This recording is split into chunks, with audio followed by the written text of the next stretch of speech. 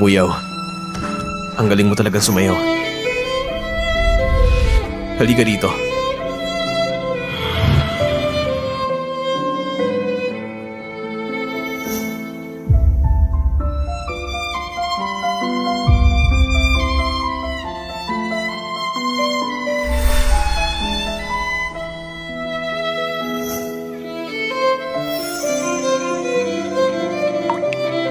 Muyaw, pwede ba na ganito na lang tayo? Magkasama habang buhay. Dati kong estudyante sa Vanderbilt Music University sa Departamento ng Piano. Nanalo na napakaraming parangal sa international stage. Akala ko kapag sumikat na ako, makakauwi na ako sa bansa para suklan ng kuya ko nagpalaki sa akin. Pero sa mismong araw ng aking pag-uwi, na-aksidente ang kuya ko. At simula ng araw na yon, wala na sa mundong ito si Ann Muyaw. At ang natitirang buhay mula sa aksidente ay si Shen Ziseng. May isang kagat na balitang ipapasok. Nagkaroon sunod-sunod na aksidente sa Hanjiang Road. Ang kailang bang pianista sumsikat, si Shen Ziseng, ay kasama rin sa aksidenteng ito at kasalukuyan hindi malaman ang kalagayan. Doc, kumusta na po siya? Nabalian siya dyan ng pasyente. Nagdulot ng likido sa dibdib at maraming organo ang napunit. Critical ang lagay niya. Permana ninyo. 5 milyon? Kinastos ng kuya kong lahat para lang makapag-aral ko abroad. Wala na siya natira kahit kaunti. Pwede po bang opera mo ng kuya ko? Ayusin ko agad ang bayad. Kailangan mo lang pumirma. Ang gastos na ito, may nagbayad na para sa'yo. Pero mga susunod na pangbayarin, kailangan ng panghandaan. Sino nagbayad? Yung ginawnan doon.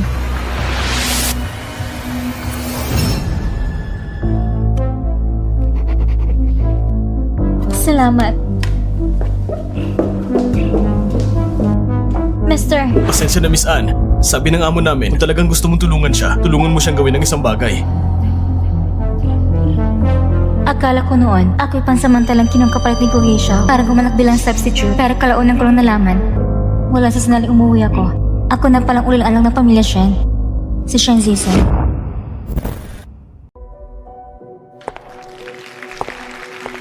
₱5 milyon. Para ipaghanap sa akin ang palabas ng iba. Napakalaki naman ang halagang ito. Shen Ziseng, ito palang batang palagi nang binabanggit ng matanda. Ang kapatid kong iba ang ina, pero sa iisang ama. Talagang matibay ang buhay mo na hindi ka man lang namatay sa aksidente ngayon. O baka naman, ang iyong pagkakakilanlan, may tinatagong lihim.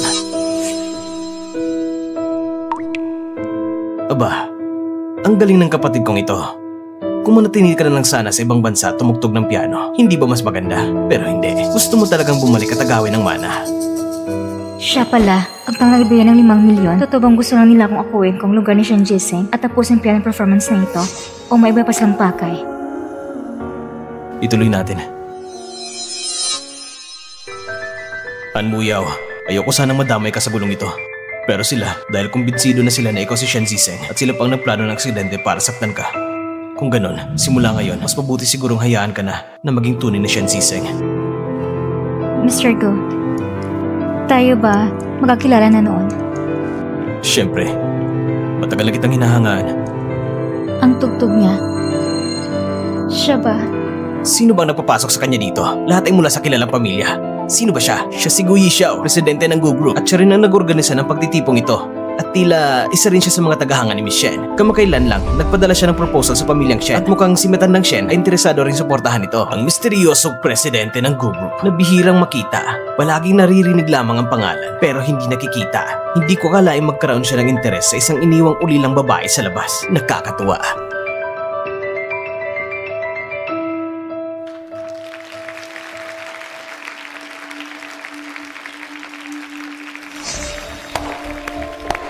President Gu, nagpadala ka ng proposal at nag-organisa ka ng konsyerto para sa kapatid ko. Isipin nilang si President Gu ay talagang labis na may gusto sa kapatid ko na sobrang lalim ng nararamdaman. Mukhang hindi magandang pakay ng taong ito. Siguro siya nakakanta ng kapatid ni Shen Ziseng. Mr. Shen, tama ka. Matagal ko nang hinahangaan si Miss Shen. Simula pa noon, nung narinig ko ang kanyang pagtugtog sa ibang bansa, doon ko siya unang nagustuhan. Si Shen Ziseng rin ay isang pianistang kakaulang mula sa ibang bansa. Kung ganun, ano nga bang relasyon ni Shen Ziseng at ng taong ito? Ang mas nakakagulat, Mr. Shen, ang pag-ibita ko kay Miss Shen sa konsyertong ito ay lihim dapat. Pero ikaw, mukhang alam mo na. Gaano man kalalim, siya pa rin ay bahagi ng pamilya Shen. Kapatid, Alam na ni Papa na kakauwi mo lang, kaya pinapapunta niya ako para sunduin ka pa uwi. Hindi ako. Ako at si Miss Chen ay may mga bagay pang dapat pag-usapan tungkol sa musika. Pagkatapos nito, ako na mismo maghahatid kay Miss Chen pabalik sa bahay ninyo.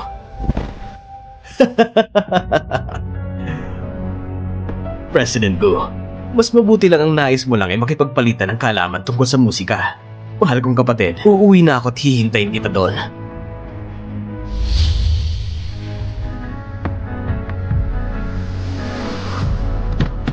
Please, Miss Chen. Alam mo naman na hindi ako si John Ziseng. Ang pangalan ko ay Ann Muyao. Si An Muyao ay patay na. Anong sabi mo? Bilang patunay nito, si An Muyao at ang kanyang kapatid namatay sa iisang aksidente at nabura ang kanilang mga records sa sistema. Ikaw na ngayon ang anak ng babae ng pamilya Shen, si Shen Ziseng. Bakit mo ginagawa ito? Hindi ka man humingi ng pahintulot ko. Kapag pinirmahan mo ito, agad itong makakabisa sa ngalan ng nawawalang anak ng pamilya Shen, si Shen Ziseng. Babalik ka sa pamilya Shen, ako ang sasagot sa lahat ng gastos ng paggagamot ng kapatid mo hanggang siya'y gumaling at makalabas. At pakihanda na lamang ang mga susunod pang bayarin. Mukhang si Miss Ann, hindi naman pala nangangailangan. Kung ganon, ituring na lang natin na walang nangyari ngayon. Pipirma ako. Pero umaasa ako. Natutupad yung pangako mo. Maligayang pagtutulungan. Maligayang pagtutulungan. Sa totoo lang, wala naman akong pagpipilian at kinala ng pamilya Shen ako si John Ziseng. Kung hindi ko tinatanggap ang pagpirma sa kontrata ng ngayong araw, anong gagawin mo? Matalino ka rin. Ipapatanggal ko lang sa doktor ang oxygen tube ng kapatid mo. Walang hiya ka. Alam mo naman pala, kung hindi mo susundin ng maayos ang mga pinapagawa ko sa'yo, ipaparamdam ko sa'yo kung anong mas masahol pa sa kawalang hiyaan. Ano bang gusto mong gawin ko? Hubarin mong damit mo.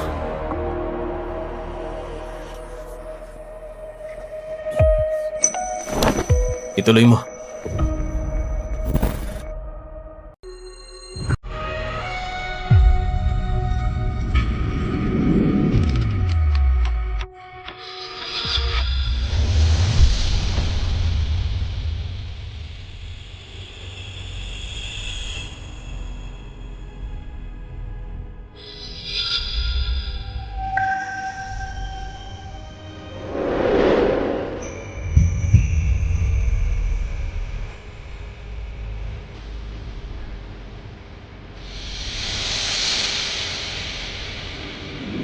Ikaw na ngayon si Shen Ziseng, ang anak ni Shen Hongze.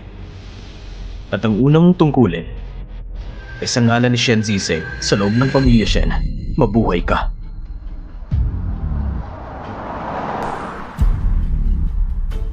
Pa! Hindi ako ang hindi sumunod sa kanya. Siya ang nakakisalumuha sa kung sino-sinong lalaki sa labas.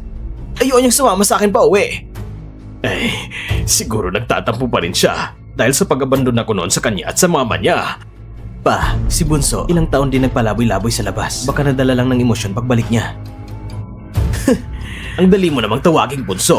Bagay na bagay sa bibig mo, ha? Pagbalik niya sa bahay, tuturingin ba ng isang kapatid ang isang ampon? Kuya, kakauwi lang ni Bunso. Hindi mo dapat... Sinong tinatawag mong kuya? Huwag mo akalain na dahil isa ka lang ampon at matagal ka na nakatira sa pamilyang Shen. Tama na! Araw-araw kayo nag-aaway sa loob ng bahay. Kung malaman pa yan ng ibang tao, hindi ba't pagtatawanan lang nila tayo? Pasensya na po. Pa, matandang hindi na mamatay. Ilang araw mo na lang ako matatawag na ganun. Ang pamilyang Shen, hindi ba't magiging akin din naman sa huli? Master, nandito na kong dalaga.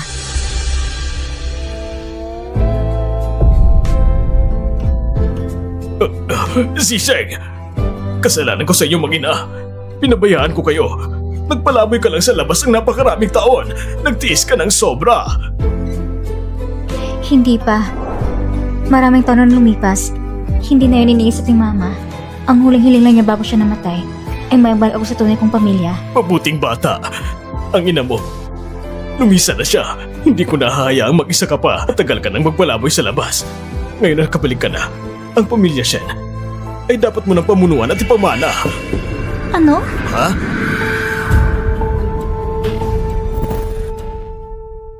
Ha? Pa, anak lang naman siya sa dati mong asawa. Babae mo lang yun. Talaga bang ibibigay mo sa kanya ang Shen Group? Ang desisyon ko ay dapat hindi mo haluan ang salita. Pa, kakabalik lang ni Zizing sa bansa. Wala pa siyang koneksyon sa pamilya. Ito, walang nakakaalam kung anong itsura niya. Para masigurado, sa tingin ko, mas mabuti pang papuntahin si Dr. Lee sa bahay sa pamamagitan ng dugo at pagsusuri. Kuya, kakausap lang ni Papa kay Zizeng para mabitawan niya ang sama ng loob sa Shen. Hindi natin dapat simulan ng pagdudahan ng pagkatao niya. Ito'y makatuwirang pagdududa lang. Eh paano kung peke lang siya? Zizeng, hindi rin mali ang sinabi ng kuya mo.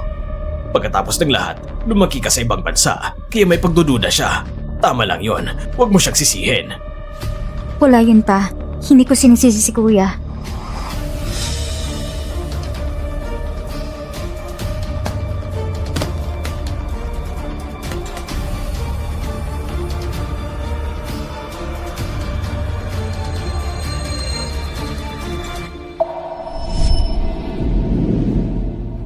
Siyak na ipapagawa sa akin ng pamilya Shen ang pagsusuri ng dugo. Anong gagawin ko? Hayaan mo na lang sila magsuri. Miss Shen, pakiusap, alisin mo muna ang iyong damit.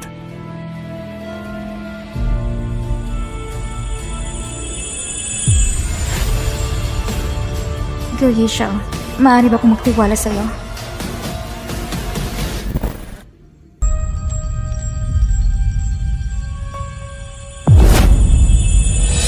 Teka! Ang peklat na ito. Anak, nung ipinanganak ka, sa litrato na ipinadala ng iyong mama, nandiyan ang peklat na ito. Talagang ikaw si Zizeng. Ikaw ang aking anak. Hindi pa. Nakalimutan mo na ba? Sa unang araw ni Zizeng sa bansa, nangyari ang aksidente sa kotse. Paano siya maaaring hindi nasaktan kahit kaunti? Ang isang peklat, hindi sapat na patunay. Mas mainam pa rin suriin ang DNA. Mas ligtas yun. Ang dami mong emosyon, kuya. Kung hindi mo alam, maiisip ko ng aksidente ay plano mo. Maanghang ang dila mo. Ano? Bakit ka tumigil? Ang pamilya Shen, tunay nga nagmamahalan. Gu Yishao, ito'y tahanan ng pamilya Shen.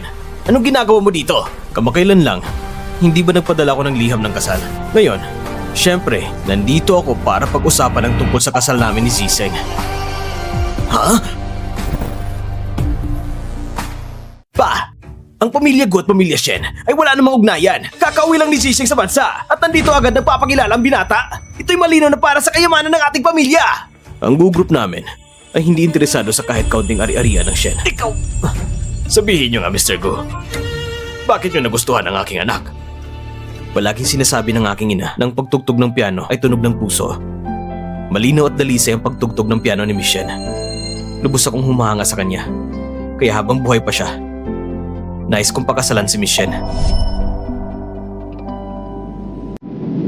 Sa mga nagdaang taon, ginamit ko kayong pagkakakinanlan para ipagtanggol ka mula sa maraming pagsubok ng pamilya Shen. Kung sakaling may mangyari sa hinaharap, tsak na aalaga mo si Mugyaw.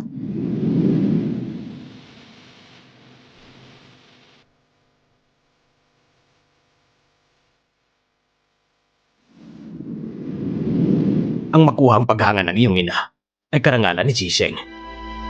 Kung maaari, nais ko rin magkaroon ng alyansa ang dalawang pamilya. Pero, nakadepende pa rin yun sa opinyon ni Zizeng.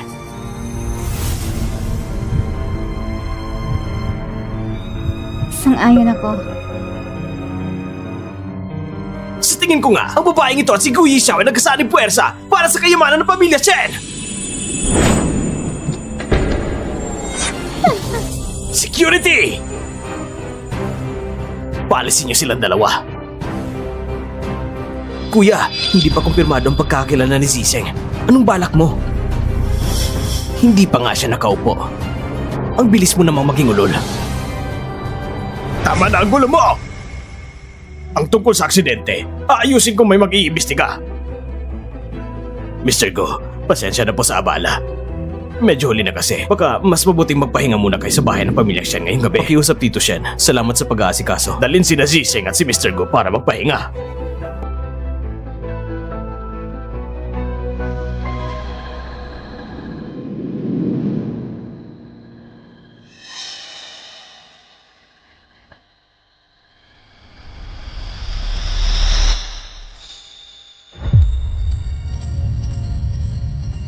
Bakit? Natatakot ka na ba? Kapag mainintindi ang tao, natatakot siya. Mr. Gu, wala ka bang iniintindi?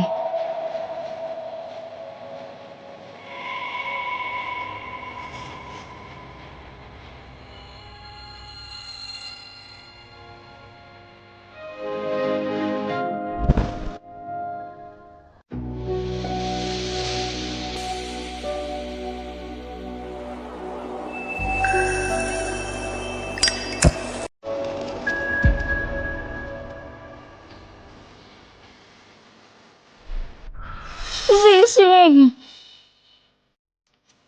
Wala.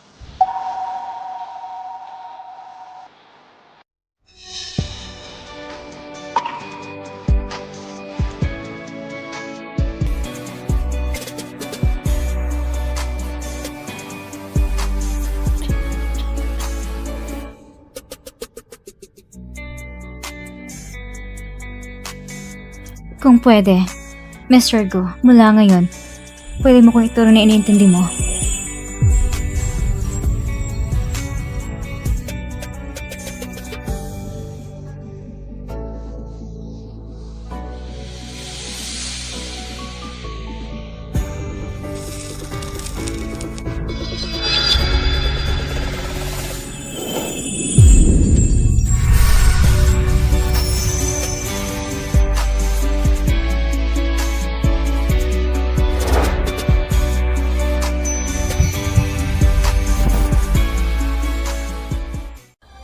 Mr. Shen, itinang ko mula sa kwarto ni Zisheng.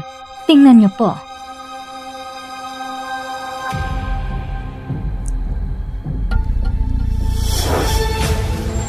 Shen Zising. Kapag nakuha ko na ang DNA test, tsak na mapapahamak ka.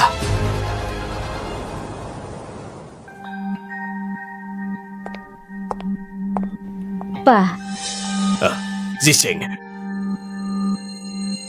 Kumusta ang tulog mo kagabi?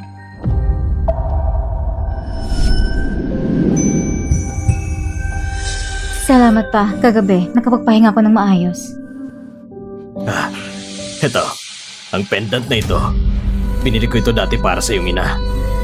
Ngayon, sa'yo na to. Ang pinaka hindi mahalaga sa mundo ay ang pagsisisi ng pamilya Shen. Pasensya na. Ang anak na gusto mong mahalin, wala na. Ako ay... Isang peking version lamang!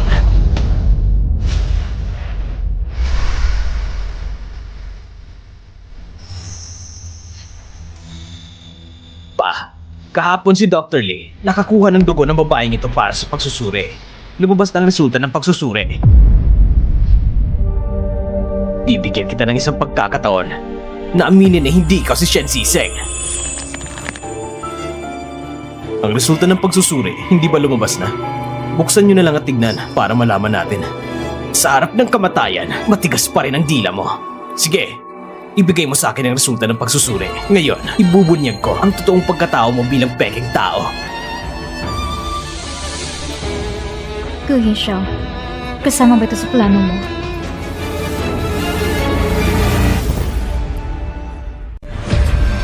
Paano nangyari ito? Anong ginawa mo? Ang sample ng dugo, hindi ba ninyo kinuha mismo? O baka naman, talagang ayaw nyo makauwi si Ziseng? O baka, ang dahilan kung bakit kayo sigurado na hindi siya si Ziseng ay dahil sa aksidente ng kotse. Kayo ang may gawa. Ikaw!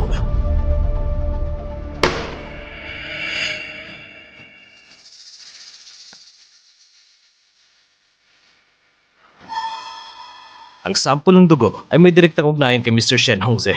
Ang pagsusuri ay talagang mag-ama sila.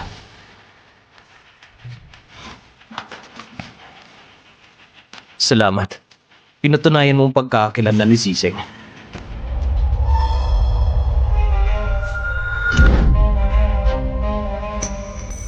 Ang mga tao sa pamilyang Shen ay parang mga hyena, hahanapin ng dugo at di bibitawan. Ako nang bahala sa bagay na ito.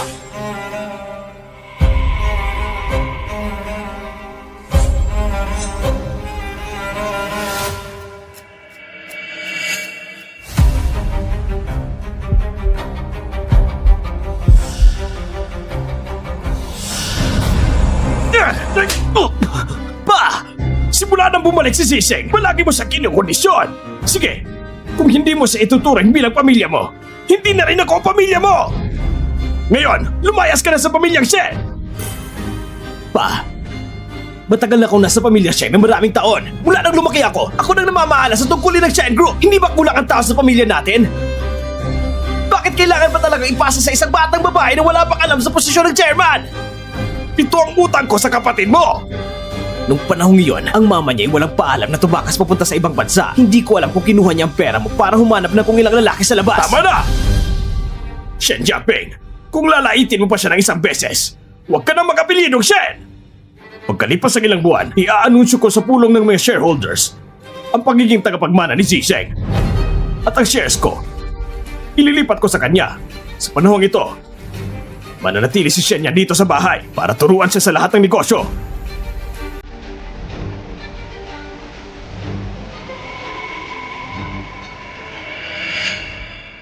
Lumabas na ang delikadong yugto ng operasyon. Ang kapatid mo na ilabas na sa ICU. Mr. Gu. Salamat sa'yo. Ano, hindi mo na ba ako sinisisi sa paggamit ko sa'yo? Mr. Go, ang pagbabalik ko sa pamilyang Shen, hindi talaga pare-pare ang desisyon ni Jisheng, hindi ba? Mr. Go, kung kami sa kwarto ng pamilya Shen, ikaw at si Shen Jisheng, ano ba talagang relasyon ninyo?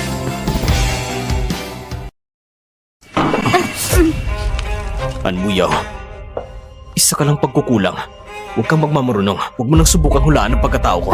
Hindi ko ginagawa yun.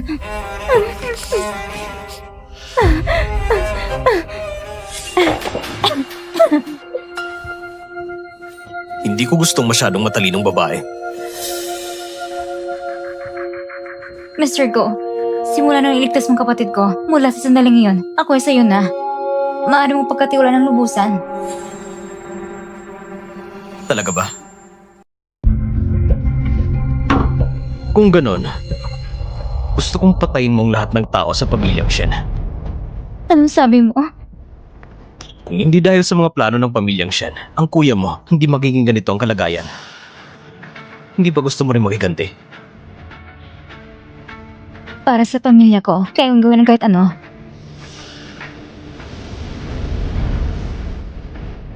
Pero ang pumatay, hindi ko kaya. Ganun ba? Kung aalis ka dito, mula sa sandaling ito, tinitiyak ko sa'yo na ang kuya mo ay babalik sa estado niya nung dinala siya sa ospital. Miss Shen, aalis ka pa ba? Sasamahan kita sa paghihigante. Biro lang yon. Binabati kita, Miss Shen. Malapit ka na maging tagapagmana ng pamilyang Shen.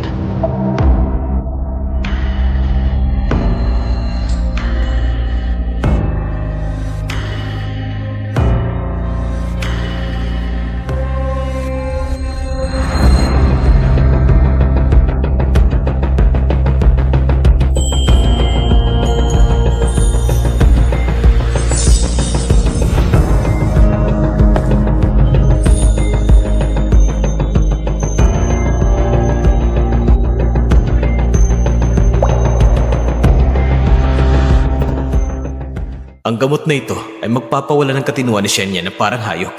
Pagdating ng oras, dadalhin ko si Shen Hongze. Kapag nakita niya ang kahihiyan niya, tsak na maawa siya sa anak niyang babae at papatayin niya ito. Hindi ba sabi mo sa akin, si Shen Yan sa pamilyang Shen, isa lang talagang ampan na walang pakinabang? Kaya, siya rin ang pinakamadaling tamaan.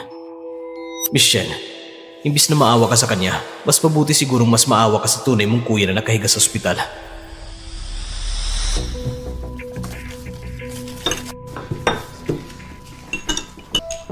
Ziseng, Kuya.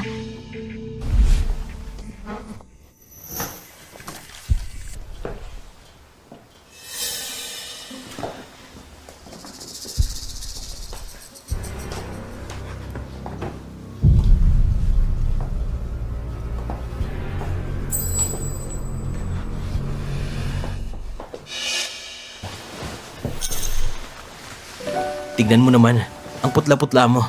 Siguro nilalamig ka na ng gusto. Bunso, ito ang tahanan mo. Sabihin mo lang kung anong kailangan mo. Imbis na maawa ka sa kanya, mas mabuti sigurong mas maawa ka sa tunay mong kuya na nakahiga sa ospital. Salamat, kuya. Kuya, itong kape na ako mismo nagtimpla. Kuya, gusto mo bang tikman? Oo naman.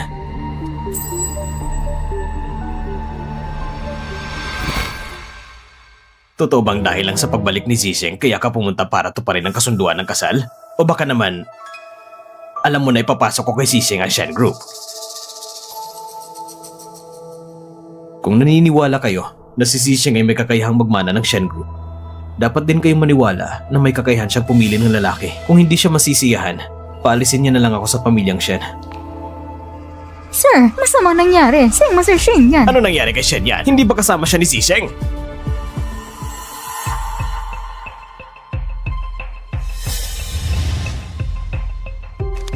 Kayong dalawa, napakaganda nito. Mr. Go. Pa, Ikaw! Wala ka talagang silbi! Ikaw! Wala ka talagang silbi! pa, ano bang nangyari? Tignan mo mismo! Chairman, Secretary General Shen yan. Nagpo sa kumpanya internet na ibibigay yung karapatan sa pagmana sa inyong anak na babae. Ngayon, nagkakagulong buong kumpanya. Maraming report na nakaharang sa pintuan. Ito ba kayo anak ng Chairman Shen at ang dati niyang asawa? Napamana sa inyong posisyon bilang paghingi ng tawad para sa pag-alis ng Madam Shen? Pinalaki kita ng ganito katagal. Akala ko lagi matalino ka, na alam na kung ano ang pwede at ano ang hindi pwede. Hindi ko inasahan. Nagagawa ka ng ganito kahanga-hangang kabobohan. Pa, wala akong kinalaman sa bagay na ito. Bigyan mo ko ng oras. Aayusin ko ito. Tama na! Kung ganito ka man kaginaw, hindi ka na kailangan magtrabaho sa Shen Group. Noon, iniisip ko ba ang pagbalik ni Zizeng? Payakan ko kayong dalawa. Ngayon, mukhang mas mabuti pang may ibang pagpipilian si Zizeng. Pasensya na. Ngayon, sumama ka agad sa akin papunta sa kumpanya. Aayusin natin ang bagay na ito sa harap ng media.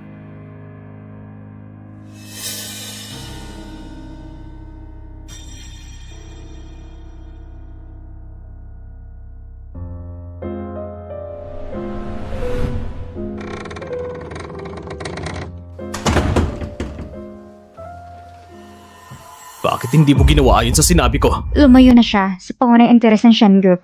Para sa pamilyang Shen, wala rin siyang pinagkaiba sa isang patay na tao.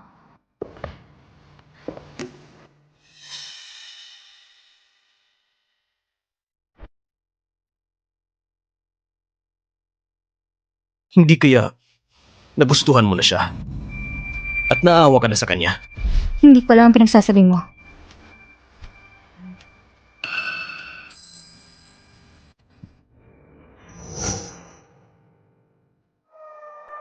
Kung ayaw mo pala na inumin ito ni Shen yan, kung ganon, itong kape na to, mas mabuti pang ibigay ko na lang sa'yo.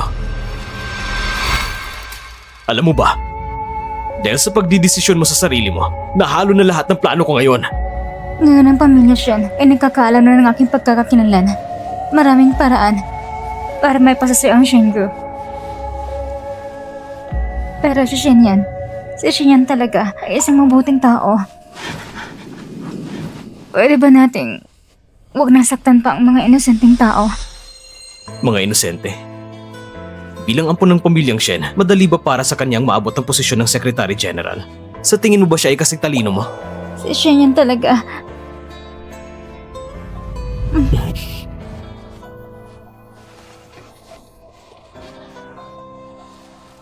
Tumingin ka sa akin na mabuti. Sino ako? Kuya Xiao.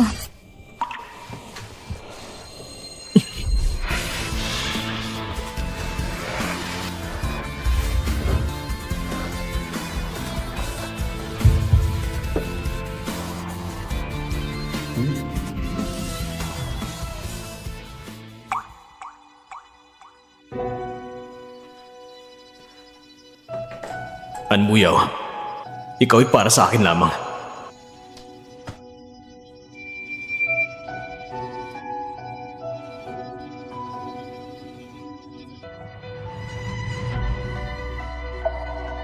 Ang kapatid mo ay nilipat na mula sa ICU sa ordinaryong ward. Ngunit ang mga susunod na gastos sa paggamot ay parang walang katapusan. Kung muli kang magdesisyon ng sarili mo at guluhin mo ang plano ko, ititigil ko ng kanyang paggagamot. Hindi ko na uulitin, Mr. Go. Bukas, pumunta ka sa Google para sa akin. Ituturo ko sa iyo ang tungkol sa negosyo.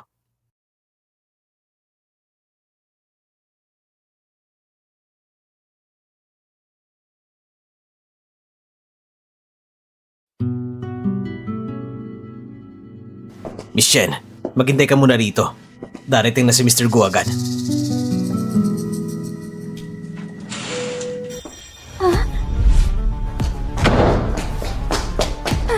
Buksan yung pinto! Buksan niyo! May tao ba dyan? Buksan niyo yung pinto!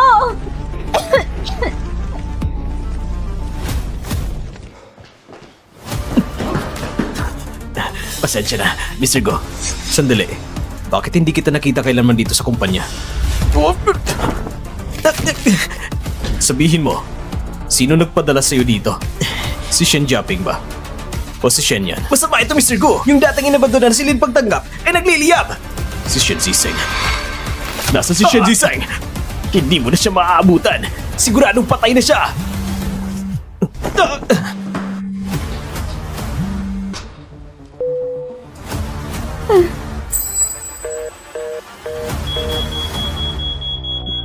May sunog! May sunog! Bilisan nyo! Tumakbo kayo! May tao ba dyan? Tulungan niyo ako! May tao ba dyan?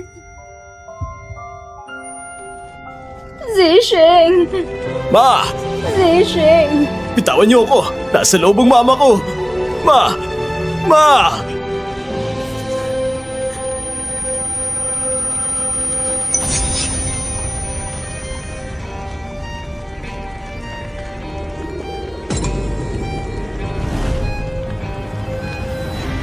Ma!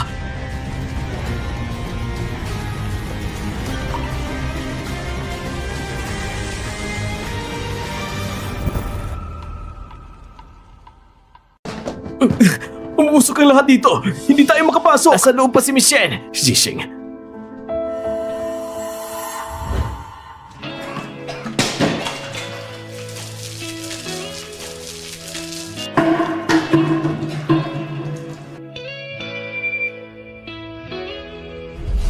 Boss! Bago pa man ang aksidente sa kotse, kilala ko na si An Muyaw. Nung panahon yun, ang aking ina ay guro sa Vander Music Academy. At si An Muyaw ay isa sa kanyang estudyante. Para mailayo ako sa mga alitan, sinabi ng aking ina na ipinanganak niya ay isang babaeng tinatawag na Shen Ziseng. Ngunit hindi niya inaasahan na matatalo pa rin kami ng mga taong yun. Ngayon, isang emergency na ulat. Kahapon, sa Vander Music Academy, bilang nagkaroon ng apoy na nagdulot ng malubhang pinsala sa dalawang babae. Dinala sa ospital para gamutin. Zisheng! Ma, nandito na ako. Si Muyaw ay isang mabuting dalaga. Sa mga nagkarang taon, ginamit ko ang kanyang pagkakakilanlan para tulungan ka na labanan ang mga pagsubok ng pamilya Shen. Ngunit ang mga tao sa Shen, tinamaan pa rin siya. Pangako mo sa akin na alagaan mo siya.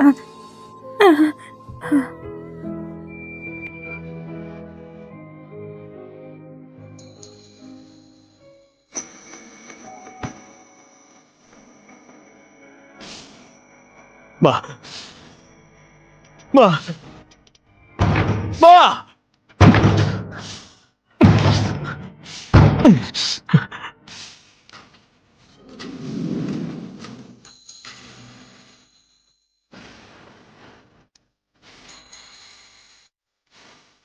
Anmuyaw, hindi ka pwedeng masaktan.